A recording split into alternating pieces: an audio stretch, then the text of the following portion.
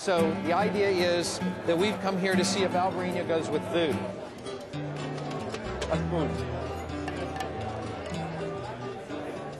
A stunning success. No, seriously, we're here because we believe that Galician tapa. Okay, fine. Tapas from Galicia. Of course, that would go with the wines of the area, but I've got dim sum over here, got Indian food over there. The idea to me is not crazy.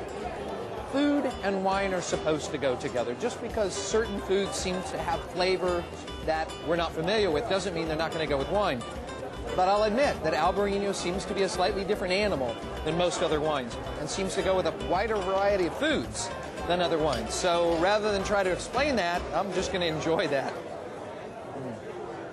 Doing this and this.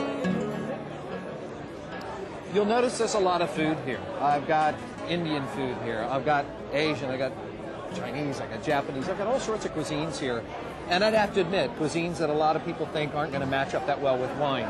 Particularly, people wonder why Albariño would be the choice here. And the answer for me would be because I like it. I mean, is that okay with you? I've got a whole bunch of Albariños here, and I'm finding some matches. But to talk about this in a little more detail, I'm going to bring in Steve Olson, who's a friend of mine and a great food and wine thinker.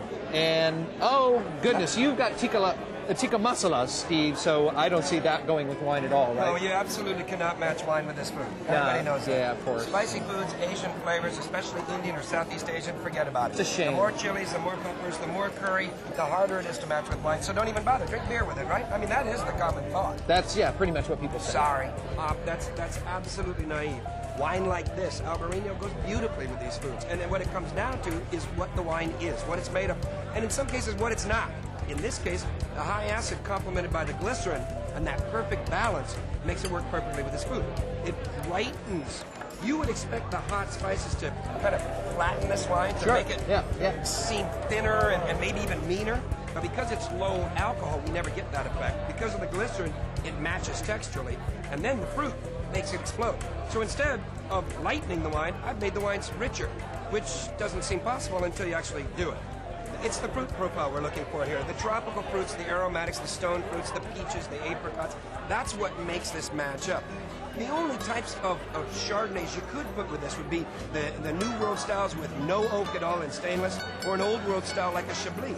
But even still, they require a little higher alcohol to get the ripeness we like, to give them the fruits that they need. And with the higher alcohol, then they start combating with the spices.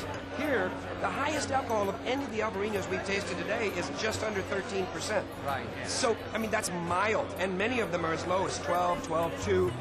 Forget about that.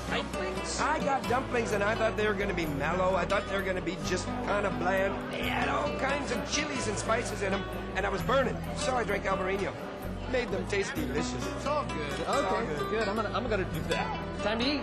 Let's go. Let's eat. Yeah.